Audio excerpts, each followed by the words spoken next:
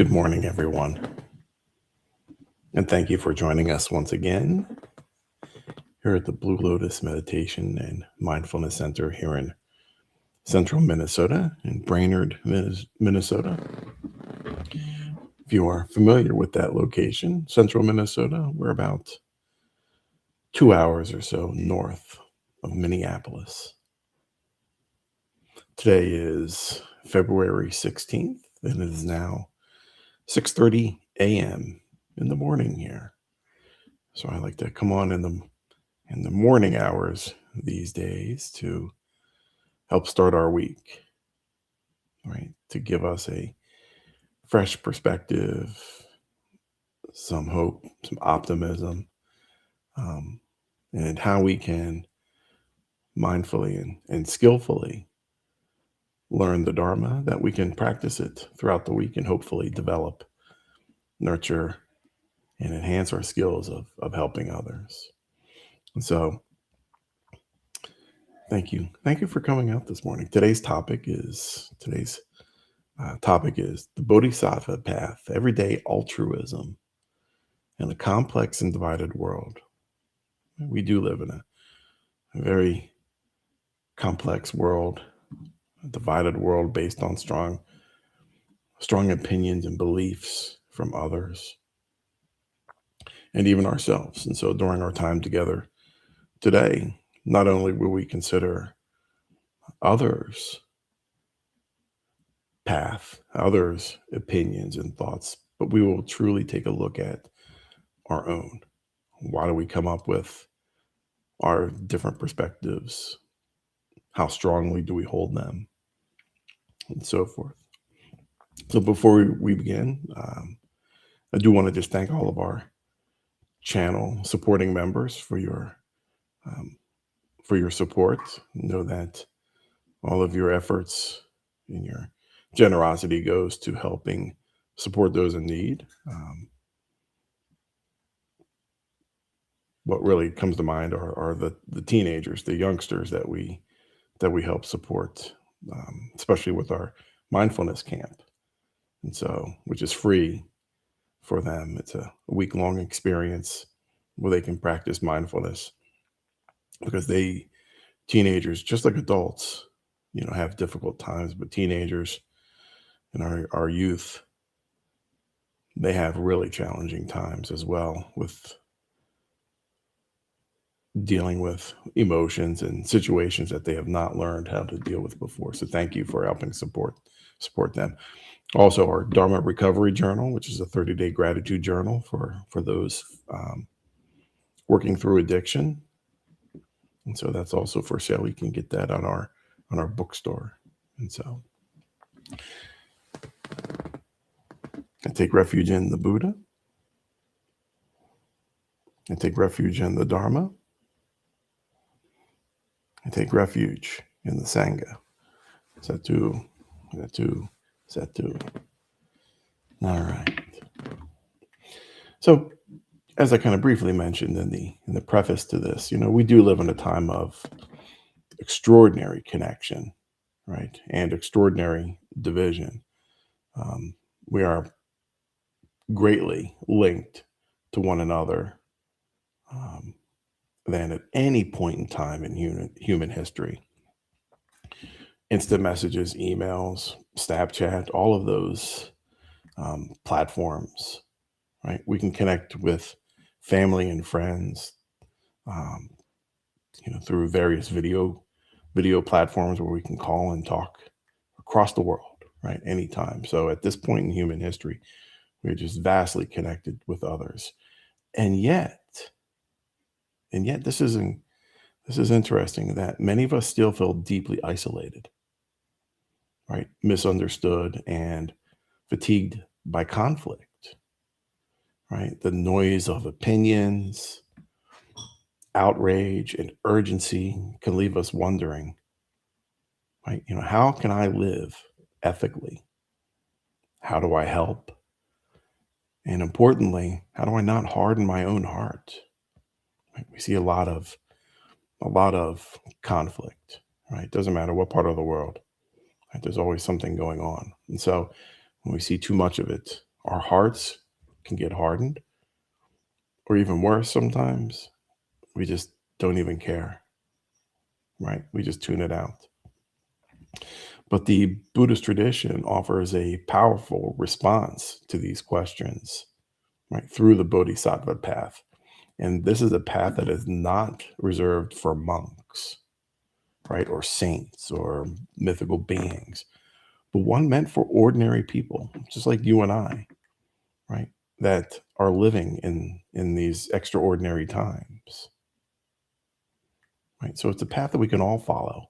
And today, during the remainder of this talk, we're going to explore what it means to walk the path through everyday altruism, especially in a world that feels complex and divided and overwhelming. But when we say the word altruism, right, what does that conjure up? What do we think of in our minds? Right? Sometimes we may imagine these dramatic acts of heroism, right? Some heroic sacrifice, right? Some selfless service on a grand scale, right? Or lives entirely devoted to saving others, right? And while these acts are certainly admirable, right? Absolutely, right? They can quietly discourage us, right? Because we may begin to think, like, man, if I can't do something that's extraordinary, then what I do doesn't really matter. Right? And that's a misunderstanding of the word altruism. Right. So in the Mahayana tradition, a bodhisattva is one who vows to awaken for the benefit of all beings. Right. But this vow does not require perfection, martyrdom, or constant self-denial. It simply requires intention, presence, and consistency. And so the Bodhisattva path radically redefines altruism, saying that altruism is not measured by scale, but by sincerity, and compassion is not rare, right? It is practiced. And wisdom is not abstract. It is lived moment by moment. Simply holding a door, right? Maybe somebody has their hands full with packages. So simply holding a door or listening without interrupting, refusing to dehumanize someone who disagrees with you. And those aren't small things, right? In fact, the world is shaped by speed and indifference. These acts are quite revolutionary, right? Small little acts of kindness are revolutionary. We don't need those big, grandiose acts to practice the path, right? And so our hyper-connected world, right, only amplifies harm quickly, right? It really does. Words spread faster than reflection, right? Anger travels faster than care. And this means that small acts of kindness now carry an immense weight. They are interrupting those cycles of harm, right? They slow things down. They remind people of their humanity. And so everyday altruism is not a consolation prize, right? It is the heart of the path. And again, I'm thinking of, the monks that they just completed their walk for peace from Texas to Washington, D.C. And so many lives that they have touched for the better, right? They didn't have any fancy slogans. They didn't, have, all the grandiose, um, heroic actions. All they did was walk. Right? All they did was walk, right? And they met people along the way and they inspired them. They showed them that compassion truly exists in our world. I see that, and it makes me happy to just see all the positivity and the love and the kindness and the caring that was spread, especially in these difficult times, right? And so we think, excuse me, in we think that compassion in theory is easy, right? Because it is. We can think that, oh, I can be very compassionate, right? But compassion in practice, especially towards those who disagree with us, that's where it becomes real, right? That is where our practice is put to the test, right? It's when we encounter someone who is opposite of us. And so the Bodhisattva path begins with mindfulness, right? The willingness to see clearly, excuse me, what is happening within us before reacting outwardly. Because when we're mindful, we notice that, the tightness in our body when we feel threatened. Sometimes we feel that, right? You get all tense, like you're getting ready to do battle or something. Or sometimes we begin with those stories in our head about us and them, right? That division that we conjure up and assign to others and to us, right? That us and them, right? That's why we get tight, right? That's why we get blood pressure going and heart rates going, because we are preparing for some type of disagreement or conflict. And as such, we get that urge to win or to be correct or to dominate some type of a situation, right?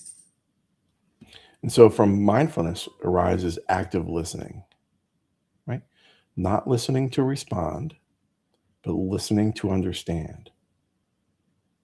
And that's important, right? How many times have we had a conversation and we imagine where that person is going, no matter how well we know that person, but we always imagine, what are they getting ready to say? And so I can get ready to respond. And so listening to understand is important. And listening to understand it's increasingly rare, especially online, right? Listening across differences does not mean agreement, right? It means recognizing that suffering has many causes and that people's views, right, often emerge from fear, from pain, or unmet needs. And we can find a lot of examples, right? Go to Facebook, pick a topic. It could be sunshine is beautiful outside today, and somebody will come back and say something completely different. It's horrible out. Get sunburned, right? There's always going to be some type of controversy, some type of disagreement.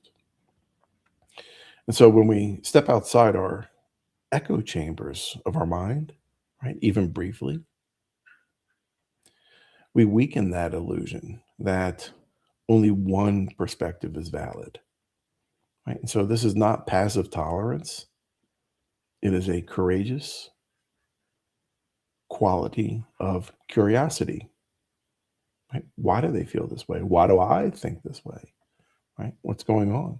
It's very possible that perhaps it's us,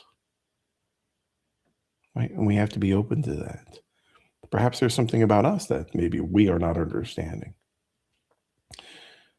And so consider a simple example, right? Right? An online discussion that begins to escalate. Easy to find, like I said. Pick anything on Facebook, you'll find some type of discussion that goes the opposite, right? So the Bodhisattva does not ask, how do I prove I'm right? Right? But instead, will my response reduce suffering or add to it? So sometimes compassion looks like speaking up, right? Sometimes we do have to say what's on our mind or help guide someone or point something out. But sometimes it also looks like stepping back, just scrolling on past it, right? Move past that conversation and not even getting involved. Sometimes it looks like refusing to humiliate someone, even when you could, right? We don't have to check someone, right? We don't have to call someone out, right? How does that help, right? Are we doing that for our own ego, so we look right, we can dominate, we can say, "Ooh, look at me, I'm better," right? So we don't want to humiliate anyone. And so every moment of restraint and clarity and kindness, right, sends ripples outwards. Right? You may never see the results, but the results are real. Right? Societal fractures are not healed by sudden unity. Right? They are softened slowly through countless moments of humanization. And that's why that us versus them, right? That mentality, right? That perspective is very harmful. Right? It's very tribal. Um, it's that tribal mentality that people have evolved, or societies have evolved to protect one another from, from foreign encounters of some sort. But truly, in this day and age, right, we're not facing cave bears or saber-toothed cats, right? So that tribalistic view can certainly increase suffering that we all experience at times. But compassion without wisdom can unintentionally cause harm, right? So we have to have that wisdom with that, with our within ourselves. So again, that's why it's important for us to even do our own reflections. And so the Bodhisattva Path is not about bland niceness or avoiding discomfort. It's also about discernment. Good intentions alone are not enough, right? Wisdom asks us, is this truly helpful? Right? Is this the right time? Because that's important too. Timing is important. And is this about the other person or about myself, easing my own discomfort? So when we are ready to respond, we have to consider those, right? Is this a helpful statement? Is this a helpful comment? Is this a helpful action? Is it the right time? Is it the right place? One of the adages I learned in the military, in the Marine Corps, was you praise publicly, right, and you reprimand privately, right? Because we don't want to embarrass or cause additional suffering, when somebody makes a mistake. But when they are, you know, exhibit positive and good quality behavior, we can highlight that. And so, is it the right time? Is it the right place? And so, again, or is this about that or the other person, or about easing your own discomfort? Right, Gus? He's not discomfortable right now. He just ate. So he's got a lot. His belly is full. But in the digital age, ethical dilemmas, arise constantly, and misinformation spreads very quickly and rapidly, right? Often fueled by fear or certainty, right? Oftentimes it's bots these days. Oftentimes, that's the other thing. Consider a lot of these comments that you find on Facebook that maybe elicit some type of emotional response. Oftentimes they're not even real people. So you're arguing with a computer, right? So something to consider, right, before you respond.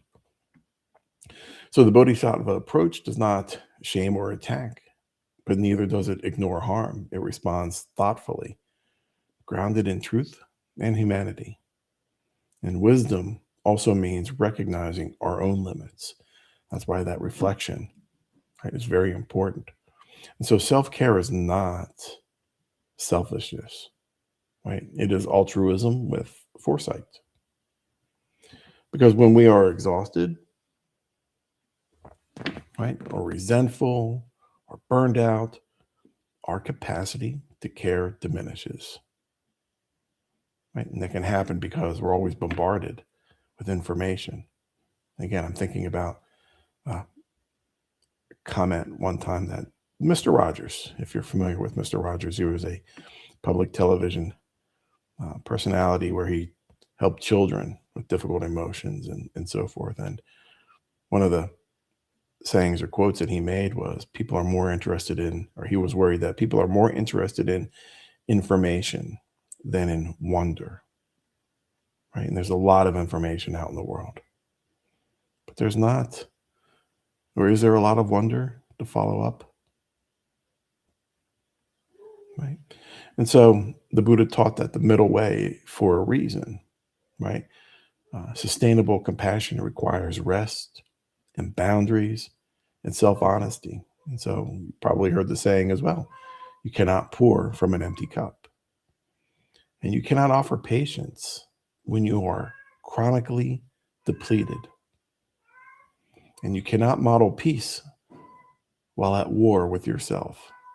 And we see that very often, right? People who are conflicted, who are aggravated and agitated in themselves, right? Who are at war with themselves. We have to be mindful of what they say, because very often they try to get you to come with them, right? And so we have to recognize that within ourselves. And so caring for your own well-being is not a detour from the Bodhisattva Path. In fact, it's on it. Right? We have to care for ourselves just as much as we can care for others.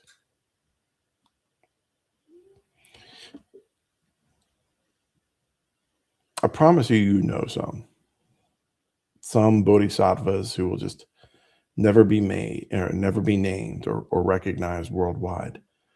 Right? They may not be super famous, right? But you know some. There's been somebody in your life who has exemplified these attributes, right? Maybe it is a teacher. Maybe it is a parent of a friend. Maybe it's a religious leader, right? There could be somebody out there who lives this lifestyle of a bodhisattva, but will never gain that worldwide recognition, and that's okay, right? Who to see, right? Who could that person be? Otherwise, a person could be someone who gives up a seat on public transportation without expectation. We were at a restaurant the other day. My mother-in-law is elderly, and no seating, right? Waiting to be seated. And several people got up to let her sit down. Or maybe it's a coworker who de-escalates tension rather than inflaming it, right? That peacemaker person. Or a family member who chooses curiosity over judgment about a difficult conversation. This is an important one as well, right? Especially in these times. A lot of times like I mentioned in the beginning, right, about our youth programs. Sometimes our youth have difficulty expressing words about maybe something that they are going through, because they know sometimes parents or relatives will judge them for what they say. So the family member who chooses curiosity and openness, right, towards that younger family member, perhaps, right, allowing them to say what they need to say in an open and safe environment. And those acts rarely make the headlines, if at all, right? Yet they shape the emotional climate around our lives. Right? And so consider how the Bodhisattva ideal applies to disagreements at home or at work.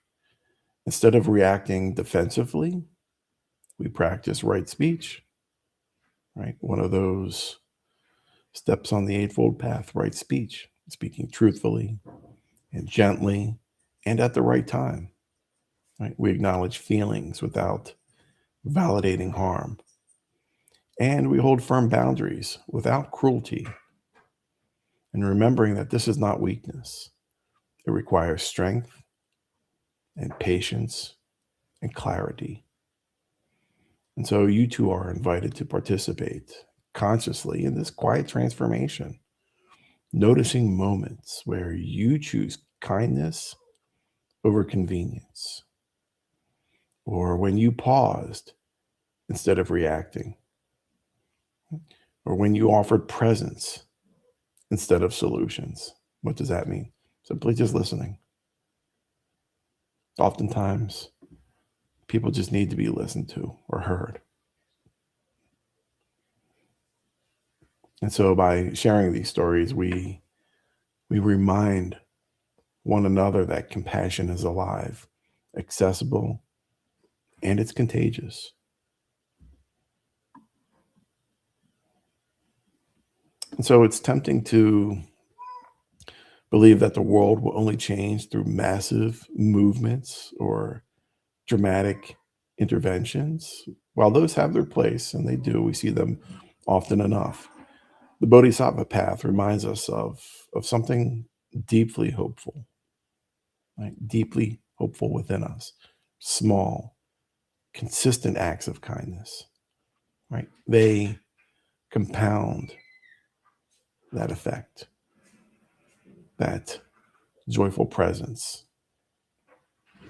right? And so the world is transformed by humility and patience, and care does not arrive all at once, right? It emerges through daily choices made by ordinary people like you and I who refuse to give up on their humanity. And so we have to remember that softness within us, right? The humanity within us. Remember that us versus them, well, those thems have the same feelings and emotions and fears and hopes, like and likes and dislikes that we do. And so to begin your own Bodhisattva journey, right? Start where you are, right? Let today be your first day. That's why we do these on a Monday morning, right? Use what you have, right? And respond to what is in front of you, not react. Respond with mindful awareness, kind speech, right? And that gives us right action, right? And so offer one moment of presence to someone. Offer a thoughtful word, right? Or even just a smile. One act that reduces suffering, however slightly. Maybe standing up and letting somebody with heavy bags or a couple children sit down. Right? Remembering that altruism is not just about helping others, it's about discovering our own deepest connection to one another. We are serving life, right, with meaning, right? And so we find that meaning in our humanity by altruistic actions. So in caring for others, we soften ourselves. Right? And I think about when we think about soft and hard, right? What is more flexible? Right? Something that is hard or something that is soft, right? When something is hard, think about a tree, right? Big hard trees, sometimes like oak trees. They end up breaking, right? During those really violent windstorms. But the softer trees, right? Maybe like a willow tree, right? They bend, they go with the flow, they go back and forth, right? And they don't break. So in caring for others, again, we soften ourselves. And in walking this path together, we glimpse the possibility of a more compassionate world. Mr. Gus, he's so funny. He does like to come in sometimes. So as you go about today, may your steps be steady, right? And may your heart remain open, right? And may your ordinary kindness become extraordinary through practice. Right? One small act, one small kind word. These are all actions that we can take on a daily basis on a momentary basis, and they build. Right? Consistency was part of the path. Right? All right, dear friends, I want to thank you all for joining us this morning for this important, it really is an important talk on altruism and how we can help ourselves and help others in this complex and divided world. And remember, it's reflection is important along our path. Um, our next talk is on March 2nd, and we're going to explore Pure Land Buddhism. What is it? We'll explain it. We'll offer some insight, its originations and how we can practice and consider that in in our daily lives as well. And so, Pure Land Buddhism on March 2nd at 6:30 a.m. And with that, my friends, I do wish you all a morning or a week, a day of peace, ease, and well-being. If you ever have anything on your mind, or perhaps a youth, one of your teenage children or friends or other students, ever need any support, we're more than happy to help as well. And so, and we're more than happy to. So feel free to refer them over to us, and we'll be more than happy to talk to them as well. With that, my friends, I wish you all a wonderful day and peace, ease, and well-being. Take care, my friends.